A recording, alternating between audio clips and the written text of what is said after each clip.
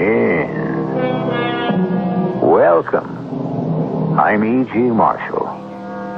Has it ever happened to you to read a story and one fine day, what you thought was fiction has become a fantastic fact? Such a happening I'm about to relate to you. The original was a tale by that great French writer, Guy de Maupassant. It was about a man who lost his reputation over a piece of string. But embroidering upon this piece of fantasy came life itself, with unpredictable and horrifying reality.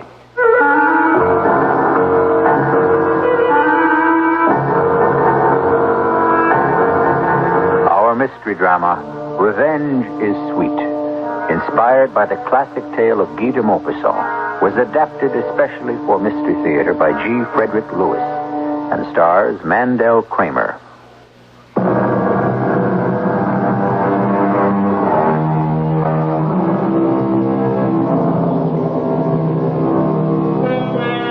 Imagine yourself one chilly November midnight on the San Francisco Embarcadero, at the end of deserted Pier 24, jutting into the bay.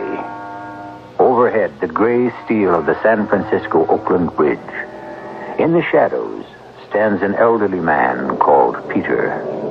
On a piling sits a man fishing, a man called Harry.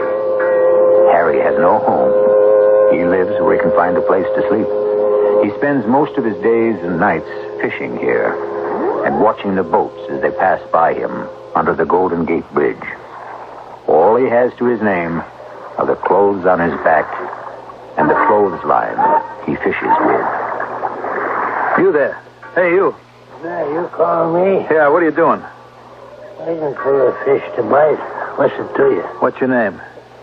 What's yours? Peter. Mine's Harry. Harry what? What's it to you? Harry what? You heard me? Hey, take your fingers off my throat. What are you, crazy? All I asked was your last name. Take it. Ooh, that's strong for an old guy. What's your last name? My last name? You know something? I don't have a last name. Name is Harry, the fisherman. You've got to. You've got to. Maybe I did once have a last name, but that was so long ago I just plumb forgotten. You've forgotten? You too? Forgotten? Yeah. Well, don't you believe me? Now you get away from me or I'll call a cop. I'm not gonna hurt you. Forgot his last name.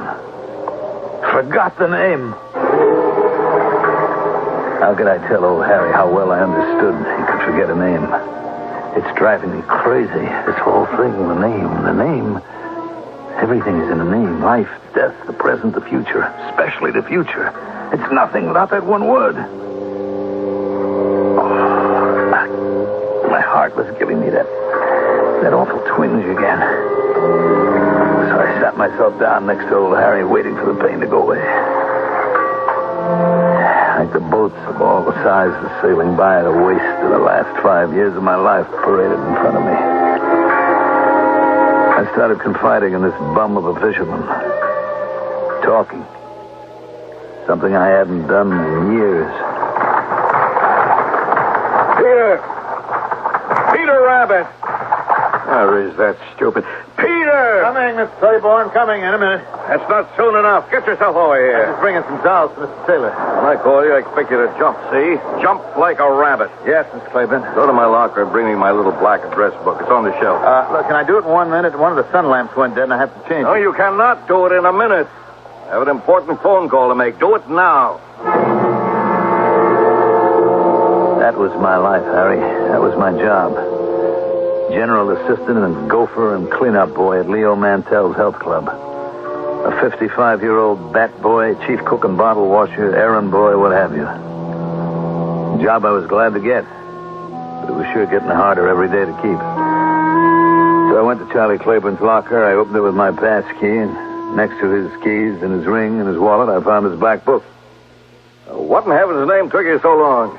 Hey, give me that. Wait a minute. Where are you going? To the sunroom, Mr. Claiborne, like I told you. Oh, all right.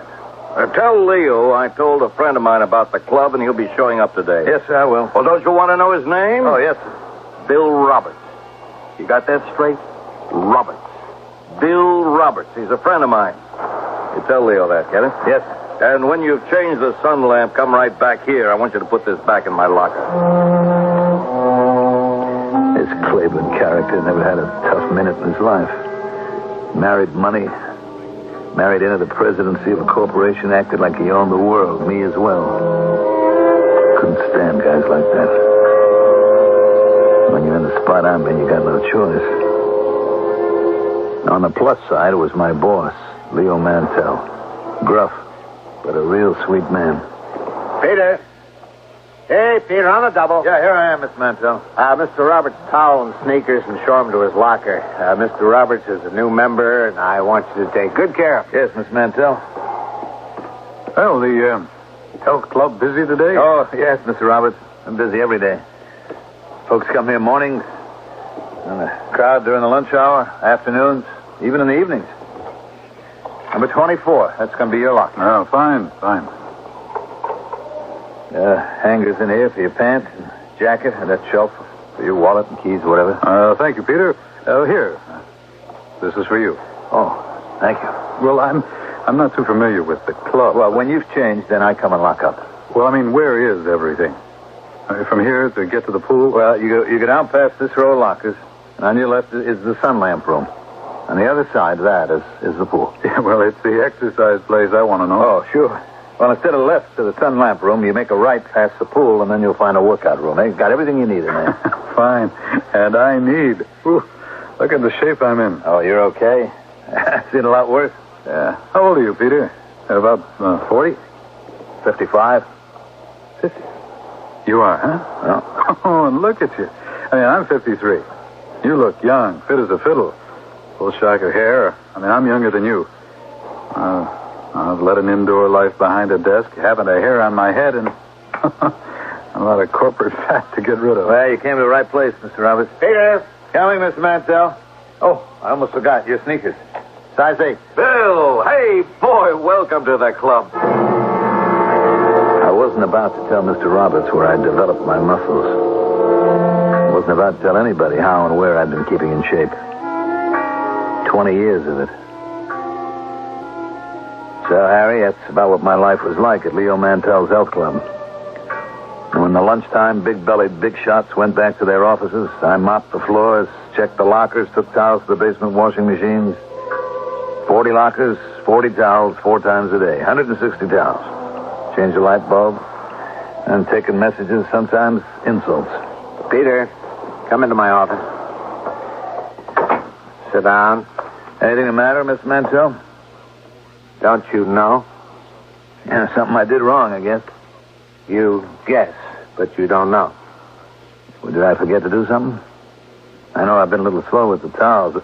Oh, I know. I didn't get that new customer, Mr. Roberts. I didn't get his towel when he wanted it. I know I did that. Anything else about Mr. Roberts you'd like to tell me? What about Mr. Roberts' locker? Oh, yeah, the lock won't work. It got stuck. I told him I'd clear one of the old lockers so he could have that. You know, Peter, when I took you on, it was really as a favor to my wife. She said to me, you're not going to let a man who served time and paid his debt to society waste away, are you? No, I know. Look, Mrs. Mantell is really nice. I mean, whatever she wants me to do in the yard or around the house, believe me, it's a pleasure. She had faith in you, Peter. So I said to myself, man's done 20 years. He still says he was innocent, that he was framed. Well, anyhow, he's been penalized enough. So I'm going to take him on in my health club. You said that, sir? Is that all you have to say? I don't know what you want me to say. That you took it, and you'll give it back. Took what? Mr. Roberts' wallet. But I didn't. Mr. Claiborne saw you taking it. He couldn't have. I didn't. He saw you fiddling with the lock on Mr. Roberts' locker, open it, and take out his wallet and put it in your pocket. That's impossible. Wait a minute. When did he say that? Middle of the day. He says he saw you about 1:30. Mr. Roberts was in the workout room, and Mr. Claiborne happened to come back. He saw you, Peter, put the wallet into your pocket. It was a comb. A black pocket comb. Oh, come on, Peter. I'll understand. At least I'll try It was a comb. Honest. Here, I'll show it to you. See? Why would you take Mr. Roberts' comb? It's not his comb. I mean, how could it be? The man's bald. Look, I told him I'd get him another locker. And I was trying to figure out what made his lock jam like that. And then up on the shelf, over the clothes, I saw this comb. And I thought, hey, that's Mr. Salig's comb. You know Mr. Salig, who had the locker before? I mean, what'll Mr. Roberts think if he finds somebody else's comb in his locker? We don't do things right here at the club, right? That's what I took, Mr. Mantell. Here, look at it. Come in. Oh, come in, Mr. Roberts. Hey, you too, Mr. Claiborne. Peter and I were just talking. Well, did you locate my wallet yet? No, I'm just asking Peter if he knew anything about it. I haven't seen it, Mr. Roberts. Honest. Well, now... Mr. Claiborne, please let me handle this. You can go now, Peter. I'll talk to you later. Yes, Mr. Mantell. And close the door behind you, please. Well, what did your man say? He told me he took a comb from the locker. Have you looked everywhere, Mr. Roberts? I turned the place inside out. It's not just the money. It's the credit cards. Everything. So Peter says he took a comb. Is that what you said, Leo? That's what he told me. He showed it to me. What does he think? I can't see? I know the difference between a black comb and a black wallet. Well, actually, it's a brown wallet. Well, whatever. I tell you, Leo, I don't like it. Has this man been with you very long? Almost a year. Good references? Well, he worked for us as a sort of handyman. My wife... Look, I can't take any more time for this. If it turns up, Mr. Mantell, call my office.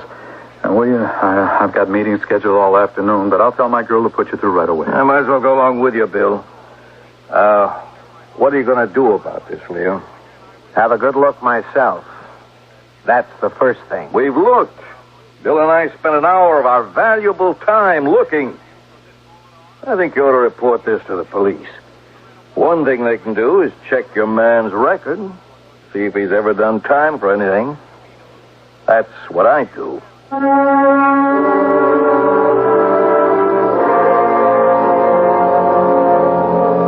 Who is guilty?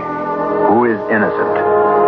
It has been said that money dishonestly acquired is never worth its cost, while a good conscience never costs as much as it's worth. So it's a battle between someone's inner voice and the outer truth. Who wins? Who loses? Perhaps we shall discover when we return with Act 2.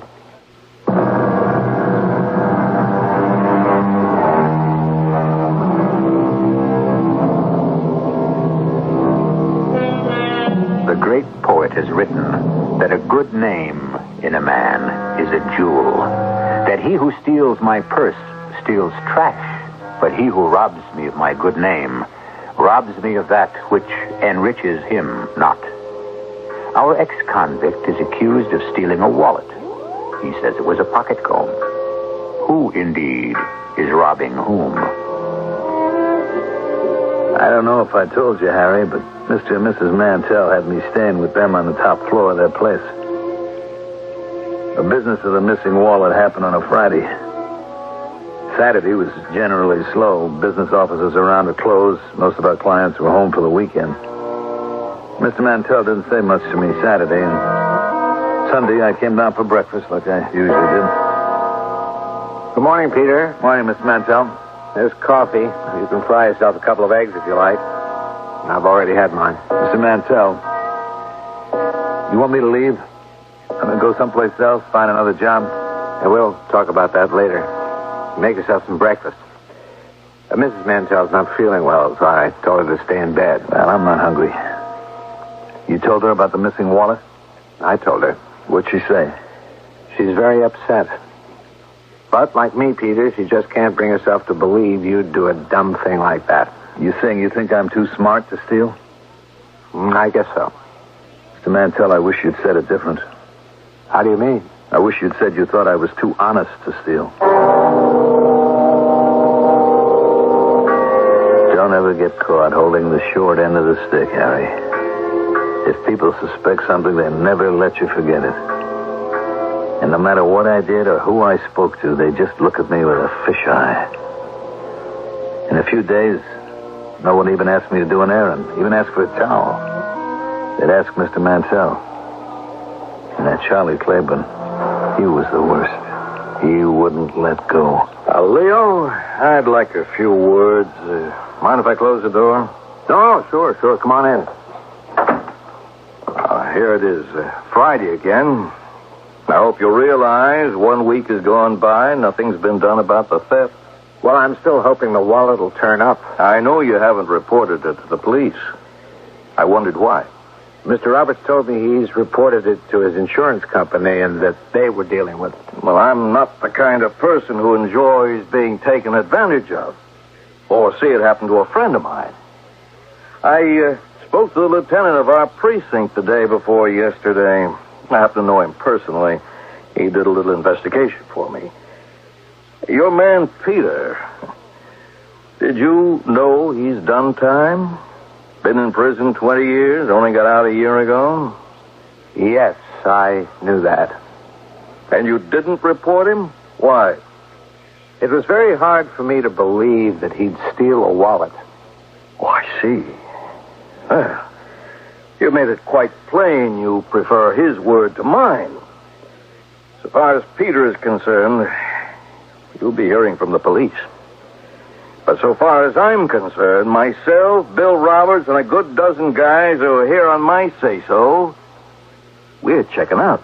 I don't think the kind of health club you run here, Mantell, is particularly good for the health. Mr. Mantell stood by me. He refused to believe I could be a thief. The police never showed up, and neither did Mr. Claiborne. Then Mr. Roberts left. One by one, we lost about 10 customers in all. And one day, we were having the locker room retiled. And the workman found the wallet wedged behind a radiator. I knew you hadn't stolen it, Peter. Hey, wait a minute. I just hope he's in his office. I'm calling Mr. Roberts. You don't know how relieved I feel. Me too. Barbara, will you get me an open line, please? Mr. Roberts. Who is this? Leo Mantell of the Health Club. They found your wallet. No kidding. Where? Behind a radiator. We've been putting down new tile in the locker room, and the men found it. Well, I'll be darned. Hey, listen, I wonder if I ought to say something to Peter. You know, your man... Yeah, sure. As a matter of fact, he's right here. Well, I'll tell you what I'll do. I'll be in tomorrow and see him myself. Okay?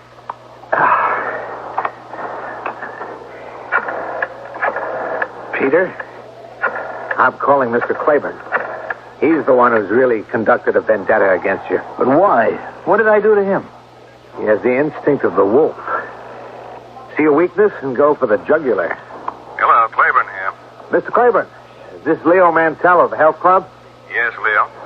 I've just been talking to Mr. Roberts. They found his wallet. I'll be darned. Where'd it turn up? Behind the radiator in the locker room. So, that's the way he played it, huh? Well, what do you mean? That's not too hard to figure out. Your guy, Peter, got too hot for him, so he made sure it'd be found. Mr. Claiborne, are you saying he just put it there? Leo, old boy, what do you think? Well, anyway, now that it's back, turned up, I hope you'll be coming back to the health club. What you're actually saying is, please may I have all my customers back. Huh? Well, my answer to that is, why, certainly. You got a great plant there, Leo. The only thing I ask is, do yourself a favor. Get rid of the jailbird. I'll give you 2 guesses, Harry. 3 guesses. What do you suppose happened? Right. Mr. Mantell let me go. He had to. Word was whispered around that I'd gotten scared and hidden the wallet behind the radiator. You know, once a criminal, always a criminal. You can't win. You do understand, don't you, Peter? Yeah. I'll keep in touch to try to get you another job, okay? I can still come to your home, though, can't I? I mean, keep on doing the chores around like I was?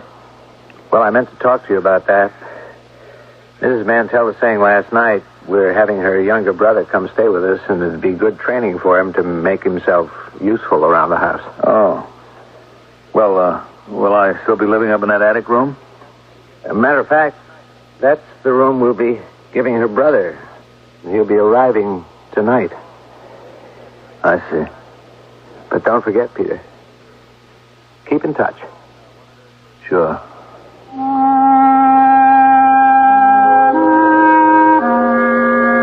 That Charlie Claiborne. How I hated him. He'd ruined my only chance of going straight. Sure, I could get other jobs. Part-time, odd jobs, dishwashing. But nothing permanent. Nothing you could ever build a life on. Oh, why bother? Why go on living? I remember I came here to the foot of Pier 24 and...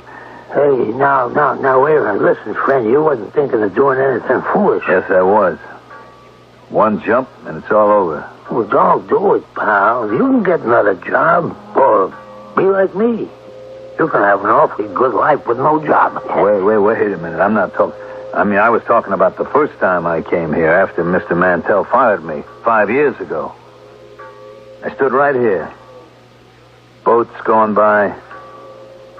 And I'm thinking, why should I let Charlie Claiborne get away with ruining my future, my life? I'll give him an anxious moment or two. I still had my old locker room pass key. Hey, good Lord. Leo Mantell. Well, what's the trouble, Mr. Claiborne? Look at that. The locker's empty. I've been cleaned out. Where's my stuff? Well, I don't know. Are you sure? What do you mean you don't know? Were you sure this is your locker? Of course I'm sure, you dumbhead. Well, nobody has access to the keys. You know, since Peter left, everybody's been hanging their own keys in the office. Listen, chum, all I know is I locked up some pretty valuable stuff in here, and I'm not talking about my clothes. Very valuable stuff. I sure don't know what to make of it, Mr. Claiborne. Well, I do. I'm going to call the police. I've been out all day scrounging for work. My age, it's hopeless. Nobody wants you. Over 30, there's only room for you on the ash heap. I got back to the Fleabag Hotel I was staying in. There was a cop at the desk. He asked for my name and said, would I come along to the station house? Before you know it, I was locked up. Well, what did he say when they accused him? Not a thing. Refused to say a word. I got him a legal aid lawyer, that's all I know. Well, it's hard to believe he'd come back. How can he get into the locker room without being seen? I don't care what they do to him, but there was a heavy envelope in there I've got to get back. $20,000 I was going to put in the safe deposit box. Charlie, you left all that money in a locker? Well, who was to know? Wow, $20,000. Well, maybe they can trace the bills by number. Oh, who writes down numbers of bills? And the damnable part of it is I can't tell the police or the insurance company about the cash because it was slipped to me under the counter to sweeten the deal. A telephone for you, Mr. Claiborne. You can take it on the wall extension. Claiborne here. I'm insured, Mr. Roberts. They'll make good anything of his that was taken. Yeah. Well, put the lieutenant on. Well, if they've got the man, it's only a matter of time, isn't it? No kidding. That's good news. You bet, Lieutenant. Keep me posted. Well, what do you know? They found the guy's fingerprints all over my locker. Peter's? Everywhere. The handle, the door, the shelf. Of course, that could have been done when he worked here. It could not. I never had that guy open my locker for anything. I never trusted him from the word go. I'm sorry to hear that. That's one thing I know. Character. Once somebody does something underhanded or dishonest, it's a dead giveaway. Will you gentlemen excuse me? I have to go back to the office. Of course, it's all Leo's fault. He knew Peter had done a 20-year stretch. Charlie, you did ask Peter to get your black book out of your locker. I was with you. Oh, you're crazy. I never did. Now, believe me, Bill, I'm not going to rest until I get that guy back into the salt mines where he belongs. Well, that's not going to get back what you lost. So far, he won't say anything. Even to the lawyer they got him.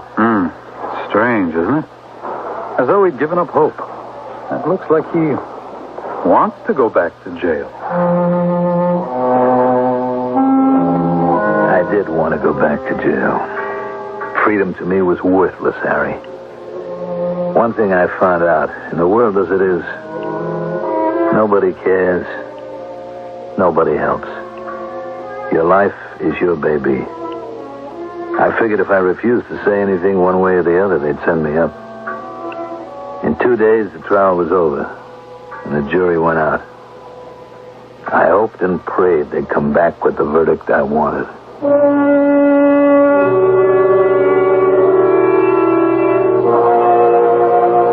The evidence against Peter was overwhelming. His refusal to talk or testify did not sit well with judge or jury. Others have tried silence on the witness stand and were packed off to prison. You remember such a case, don't you? Disobedience in court can send you to the same cell had you spoken up and been found guilty. To hear the verdict and the extraordinary conclusion to this mystery, join me when I return in a few minutes with Act 3.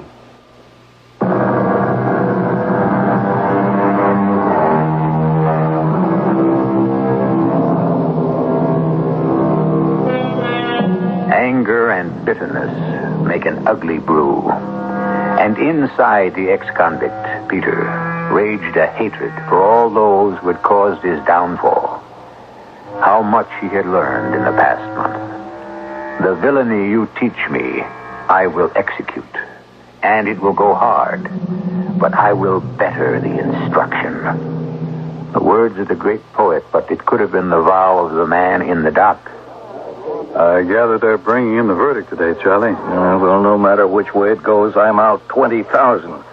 I can't tell anyone I had all that money. Oh, would it make you feel better to tell me what it was for? A payoff for my influence in advance. A bribe? I said influence. These guys that paid me don't monkey around. Now I've got to deliver. That means putting out at least $10,000 of my own, and I haven't got it. And I don't know where I'm going to get it. Well, Charlie, why don't you tell those jokers what happened to the money? So you'd read about me in the paper? Found stabbed or shot in an alley? Now, anyway, thanks for coming to court and testifying. I think I'll make a phone call while we're waiting for the jury. Just hold my seat for me, will you? Sure, don't be long. Mind if I join you, Mr. Roberts? Oh, Leo, not at all. You know, I've never really understood Mr. Claiborne.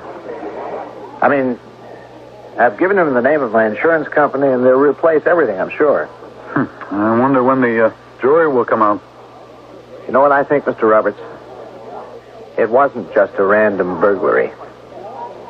Taking everything out of that locker smacks of some kind of revenge, I'd say. I know that Mr. Claiborne is a good friend of yours, but I wouldn't be surprised if this wasn't some kind of, retaliation, that's the word, by someone Claiborne had stepped on somewhere along the line. Well, it could be, Leo. Charlie Claiborne has stepped on an awful lot of toes in his day. Oh, here comes the jury. I don't think Peter's got a chance.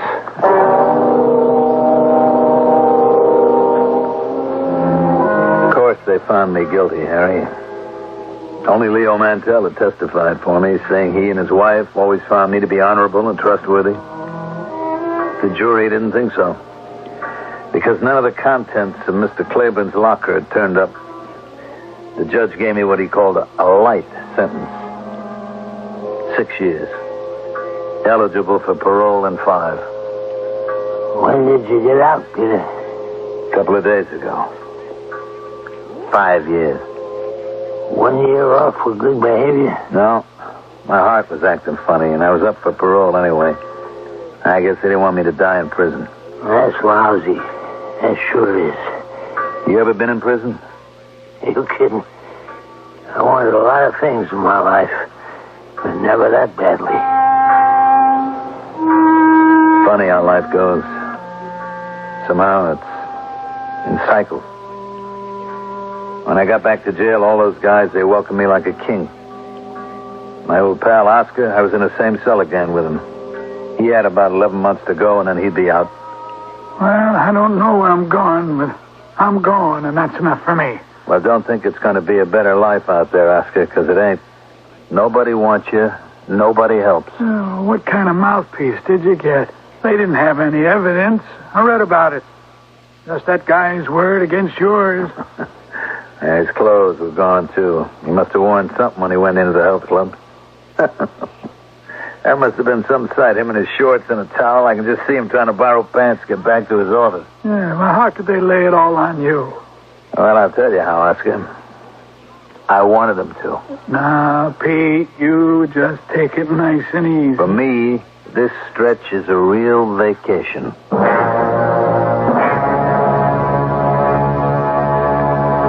I'm sure you had a reason. I did, Harry. Now, look, I trust you. I'll tell you the truth. Sure, it was me. I took everything out of Claiborne's locker. I was just going to open it and mess up his clothes. I was so mad at him. But there was this fat envelope on the shelf. And I look inside. There was money. $100 bills. Lots of it. So I grabbed everything and I took the bus right out here. And I dumped all the clothes and the wallet, the rings, and everything into the bay. But I kept the envelope. Well, what did you do with it?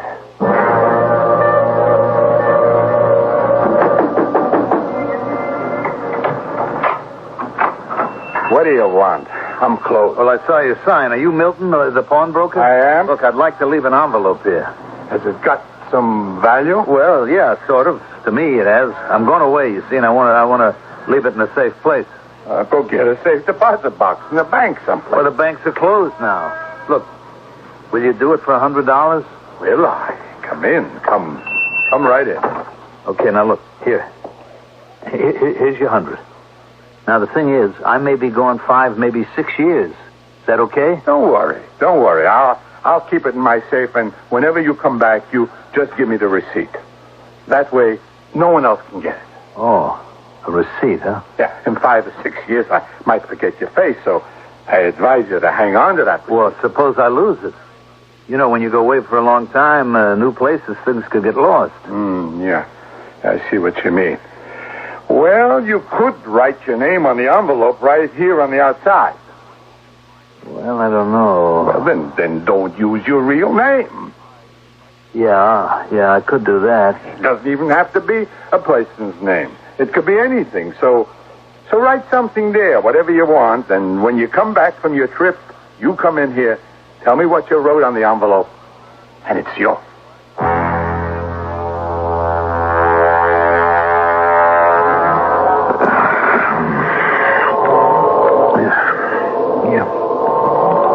See, Milton, what I gotta do is leave this envelope with you. And you take care of the envelope for me, okay, Milton? I'm gonna take a trip, but I'll be back for it. And I'm gonna write a code word on the outside of the envelope. So when I tell you what it is, then you'll hand it over to me. Okay? Pete, what did you write? What'd you write on the envelope, Pete? What was it, Pete? Well,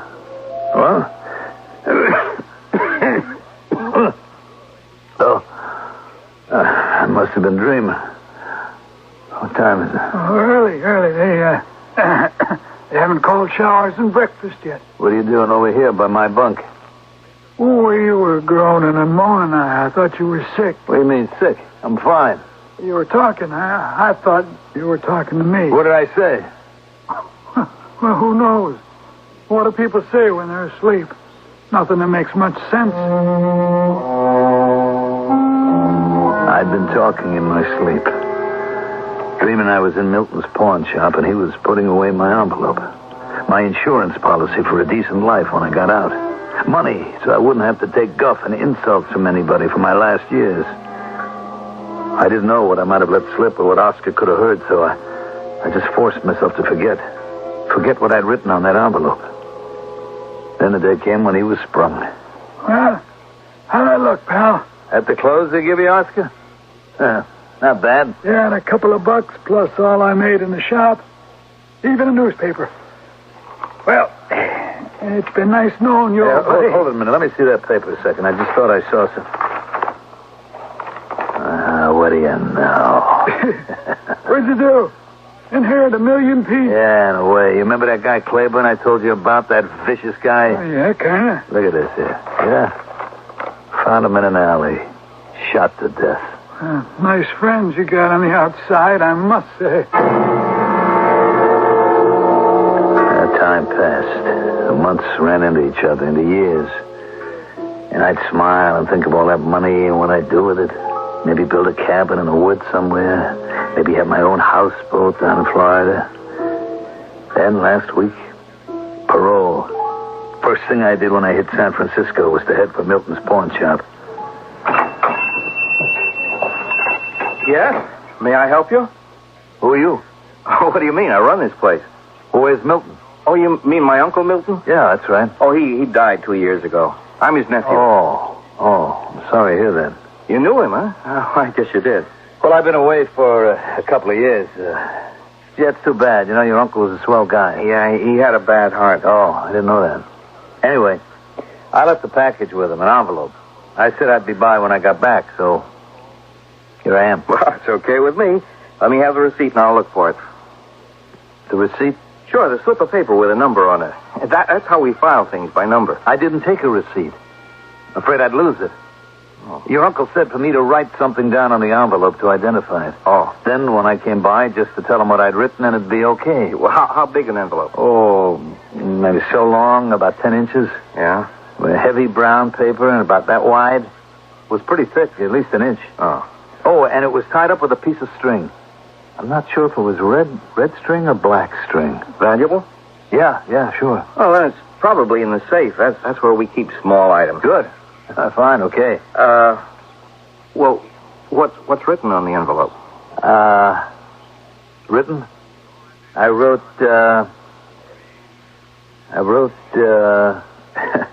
you know, just for a second it slipped my mind. Look, while I'm thinking, why don't you go to the safe and see if there is that long envelope like I described? Oh, another thing. It had a big ink blot on one side. Okay, I'll have a look. What did I write? Was it one word, 2 words? I better take it easy. Anyway, I described the envelope, so that's all right. You're in luck. It was right on top. This is it, isn't it? Yeah, that's it. There's a note in my uncle's handwriting here, tucked under the string.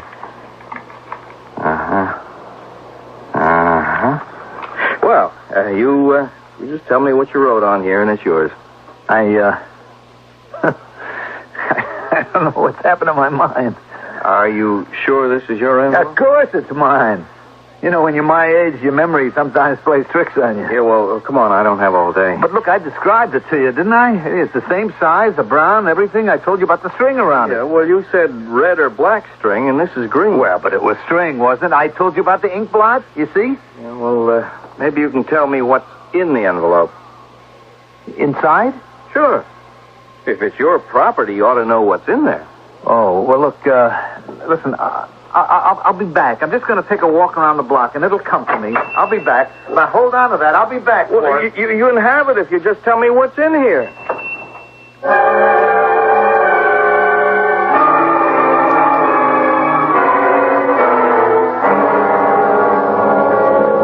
Harry, that was 3 days ago. I've been walking around like a crazy man. I look at the stores for names. I read the papers for names, the names of horses at the track. I was all of today standing in a phone booth looking through the phone book. My whole life, Harry, has turned into a joke.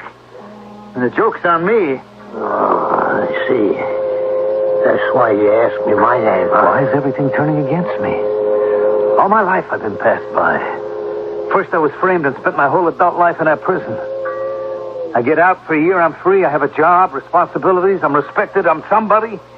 And along comes this Charlie Claiborne character. I have a heard his name in years. Charlie.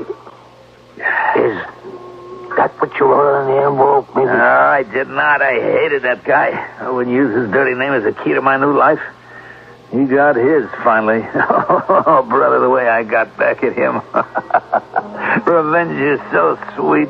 I took his pants and his dough. Boy, revenge. That's it. That's it. Revenge is sweet. That's what I wrote on the envelope. Revenge is sweet. Oh, my head. My head is spinning. My chest. I don't feel so good, Harry. Harry, where you? Harry, where you at?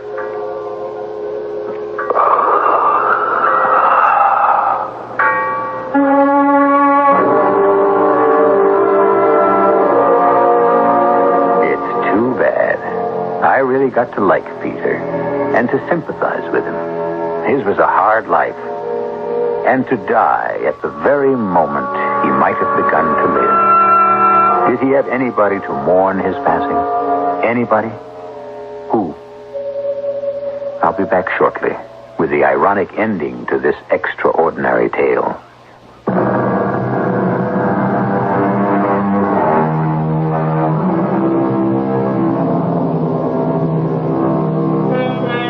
You remember Harry, the fisherman, the man who had nothing and all his life wanted to explore new places, to travel.